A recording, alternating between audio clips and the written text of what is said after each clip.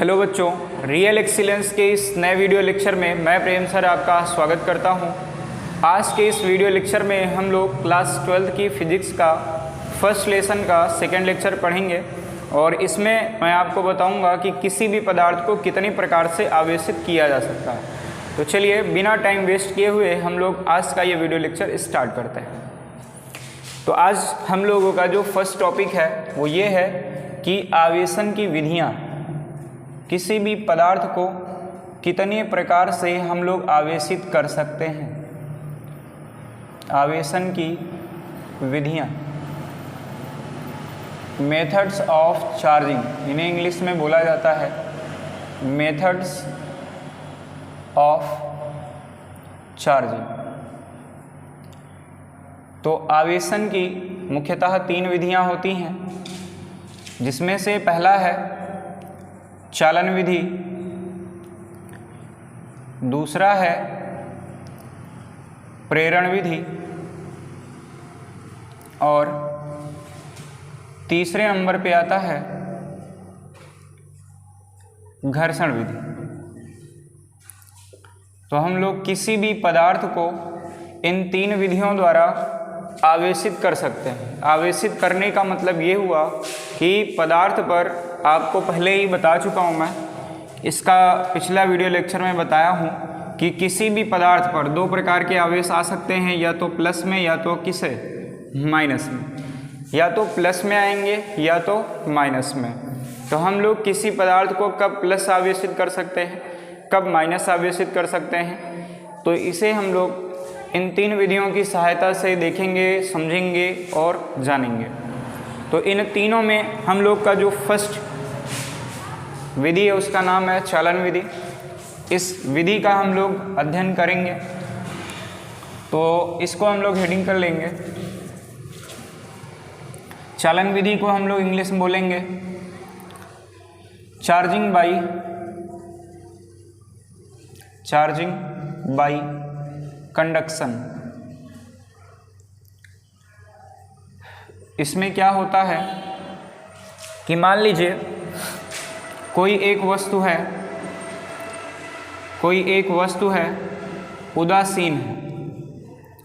उदासीन हो, साथ ही साथ ये एक चालक हो।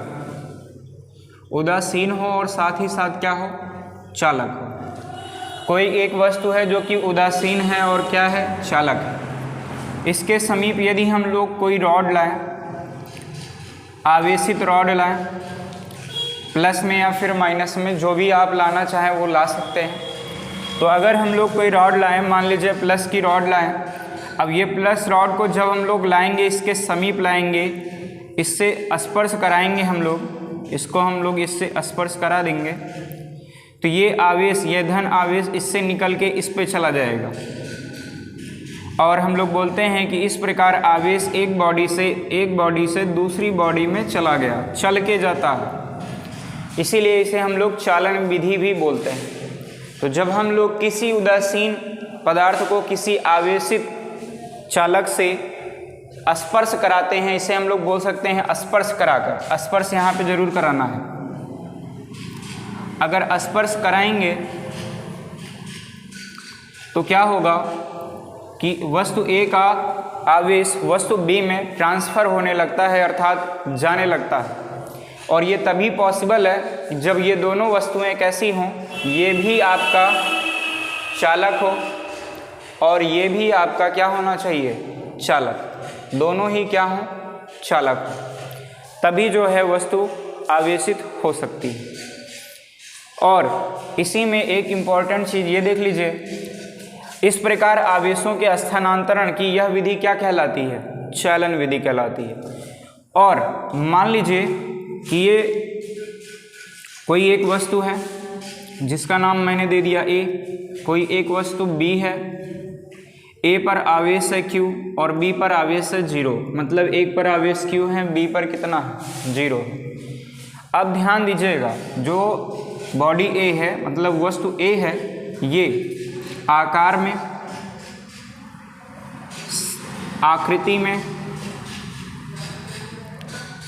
आकार में, आकृति में और पदार्थ जो रहे, जिस भी पदार्थ का ये बना हो, अगर यही तीनों क्वालिटी इसमें भी हैं, मतलब कि जैसे पदार्थ ए है सेम टू सेम पदार्थ बी हो, सेम आकार हो, सेम आकृति हो, सेम पदार्थ भी हो, और इस कंडीशन में यदि हम लोग ए को बी से स्पर्श कराएं, ए को हम लोग बी से ऐसे स्पर्श करा दें, यहाँ पे स्पर्श करा दिए, तो ए पर आवेश जो Q था और बी पर आवेश क्या था 0, लेकिन जब स्पर्श कराएंगे तो ये आवेश Q, इसमें Q था और इसमें 0 था, तो इन दोनों का योग अर्थात Q प्लस 0, इन दोनों का योग दोनों में बढ़ जाएगा, तो बटे हम लोग कर देंगे 2, अर्थात कुल मिला के ये मिलेगा Q बटे 2। तो वस्तु A पर भी आवेश आ जाएगा Q बटे 2 और वस्तु B पर भी आ जाएगा आवेश क्या Q बटे 2। अगर कहीं पर ये बोला जा रहा है कि दो वस्तुएं हैं, एक को दूसरे से स्पर्श कराया और दोनों पर आवेश समान हो गया, तो इसका मतलब आप समझ जाइएगा कि दोनों वस्तुएं एक जैसी हैं, आकार सेम है, आकृति सेम है, पदार्थ सेम है, मतलब सब कुछ सेम रहेगा, तभी आवेश दोनों पे सेम आ सकता है। क्लियर है? चलिए तो इसका स्क्रीनशॉट ले लें, फिर आगे चलते हैं।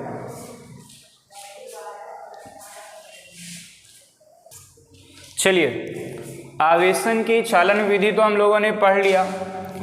अब आवेशन की हम लोग दूसरी विधि, जिसे हम लोग बोलेंगे प्रेरण विधि, उसका अध्ययन करते हैं।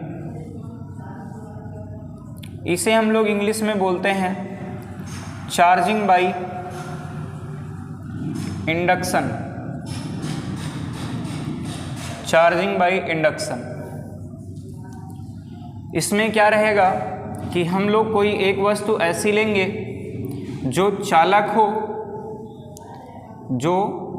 हो और उदासीन हो। उदासीन का मतलब हम लोग पीछे पढ़ चुके हैं कि इस पदार्थ पर इलेक्ट्रॉनों की बराबर संख्या में प्रोटॉनों को भी उपस्थित होना रहे, मतलब कि जितने इलेक्ट्रॉन रहे उतने ही क्या रहेंगे प्रोटॉन, और उस कंडीशन में बोलते हैं कि ये उदासीन हो गया। इसका नाम हम लोग दे देते हैं ए, इसका नाम क्या दे दिया ए। फिर क्या हुआ, हमने इसके समीप एक रॉड लाई, वो रॉड कैसी थी धनावेशित, ऐसा नहीं कि प्लस में ही लाना, माइनस में भी ला सकते हैं। प्लस में रॉड जब इसके समीप लाएंगे, आपको तो ये पता है कि इसमें प्लस माइनस आवेश फैले रहते हैं हर जगह, तो जब इस रॉड को लाएंगे तो प्लस वाला जो आवेश है वो किसको अट्रैक्ट करेगा, माइनस को। पीछे पढ़ाया हूँ, जो लोग पिछला वीडियो लेक्चर नहीं देखे हैं उसे देख लें, फिर यहाँ पे आइएगा, तब आपको अच्छे समझ में आ जाएगा। चलिए, अब ये प्लस आवेश है और ये प्लस माइनस वाले को अट्रैक्ट करेगा, इन सब माइनस को एक तरफ खींचेगा और प्लस को दूर भगा देगा। कुल मिला के इस प्रकार की स्थिति हो जाएगी, है एक तरफ आ जाएगा माइनस, एक तरफ आ जाएगा कौन प्लस। ठीक है, एक तरफ प्लस ये ला रहे हैं तो ये माइनस इधर आ गया, प्लस दूर चला गया। और एक बॉडी बी और लाएंगे हम लोग, वो भी कैसा होना चाहिए, वो भी चालक होना चाहिए और उदासीन होना चाहिए। अरे यार, चलिए देखिए, दूसरा वस्तु बी लाएंगे जो भी चालक होगा और क्या होगा उदासीन होगा।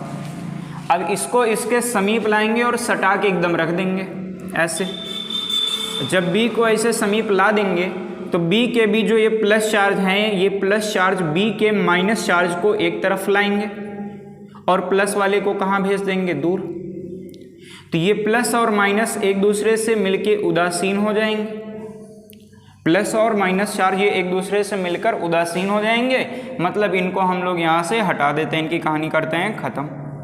तो अब हमें ये बताएं, इधर ए वस्तु पर देखें तो कौन सा चार्ज आ गया माइनस, बी पर किनारे साइड प्लस।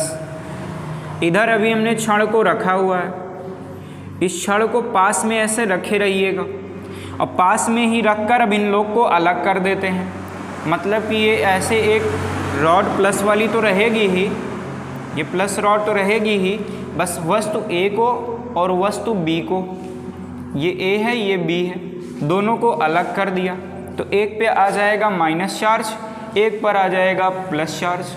अब फिर इसको दूर हटा लो, अब हटा दो, इसका कोई काम नहीं है, तो इस पर इसका कोई काम नहीं है, मैं यहाँ बना देता हूँ।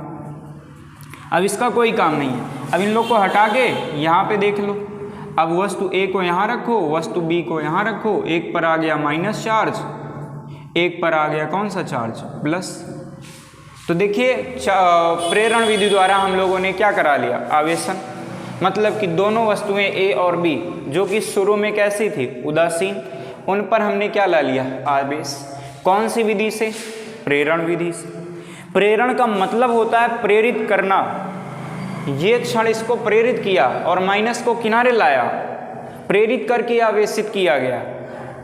चालन में क्या था कि एक से चल के दूसरे में गया था, इसमें चल के नहीं जाता। क्या मैंने टच करा इसको, नहीं, विदाउट कांटेक्ट, याद रखिएगा, बिना स्पर्श कराए हुए, मतलब स्पर्श नहीं कराना, बिना स्पर्श कराए हुए, स्पर्श नहीं कराना है। और स्पर्श नहीं करा के अगर किसी चालक में आप लोग अगर आवेश उत्पन्न करते हैं तो इसे हम लोग क्या बोलते हैं, प्रेरण विधि। आवेशन की कौन सी विधि, प्रेरण विधि। ठीक है, कोई दिक्कत, चलो ऐसा भी कर सकते हो। और बाकी एक मैं और बता देता हूँ, पहले आप इसका स्क्रीनशॉट ले लें, चलो ले लिया होगा। एक और तरीका है इसका, वो भी मैं बता देता हूँ।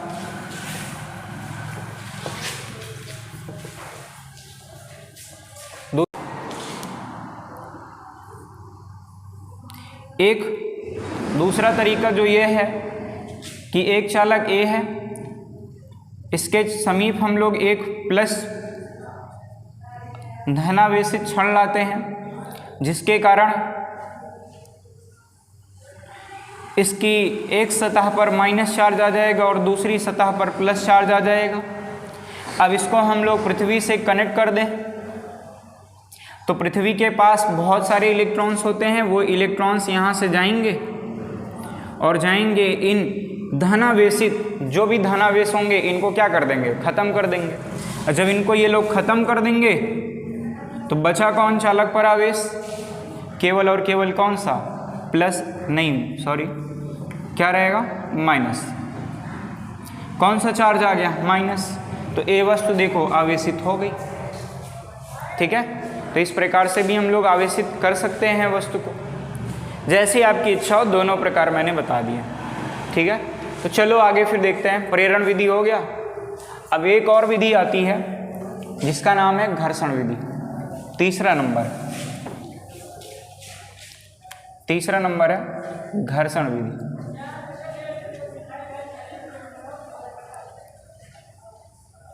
Charging by friction.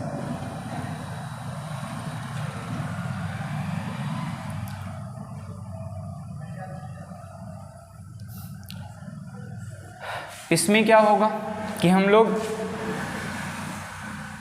कोई एक वस्तु है, इसको किसी दूसरी वस्तु से हम लोग क्या करते हैं, एक वस्तु ये A है, ये एक वस्तु क्या है, B, इसको आपस में रगड़ते हैं। देखिए यहाँ पे कांटेक्ट है, यहीं पे आपस में इनको क्या करेंगे, रगड़ते हैं। और रगड़ने के बाद क्या होता है, जहाँ पे रगड़ा जाएगा वहाँ पे ऊष्मीय ऊर्जा उत्पन्न हो जाती है।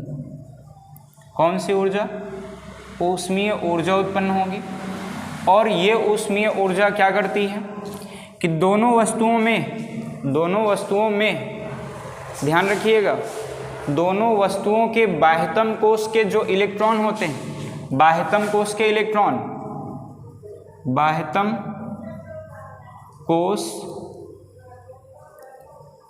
के इलेक्ट्रॉन, ये ऊष्मीय ऊर्जा इनको मिल जाती है, बाह्यतम कोश के इलेक्ट्रॉनों को। आपको पता होगा कि प्रत्येक वस्तु किससे बना है, अणु से। अणु किससे बने हैं, परमाणु से। परमाणु भी किससे मिलकर बना है, इलेक्ट्रॉन, प्रोटॉन, न्यूट्रॉन से। तो बाह्यतम कक्षा के जो इलेक्ट्रॉन होते हैं वे ऊष्मीय ऊर्जा को ग्रहण कर लेते हैं और वो बाहर निकल जाते हैं। मान लो यहाँ का इलेक्ट्रॉन अगर एनर्जी पा गया, ऊष्मीय ऊर्जा, तो यहाँ से निकल कर अब इधर भाग जाता है, इसमें चला गया। अब इलेक्ट्रॉन अगर इसमें आ गया तो इस पर कौन सा चार्ज आ जाएगा, माइनस, और यहाँ पे कौन सा चार्ज आ जाएगा, प्लस। इस प्रकार से देखिए ये वस्तु कैसी हो गई, ऋणावेशित, ये धनावेशित, चार्ज हो गई दोनों बॉडी। ठीक है, और ये प्रक्रिया हम लोग मुख्यतः अचालक पदार्थों में करते हैं। किस में करेंगे? अचालक पदार्थों में।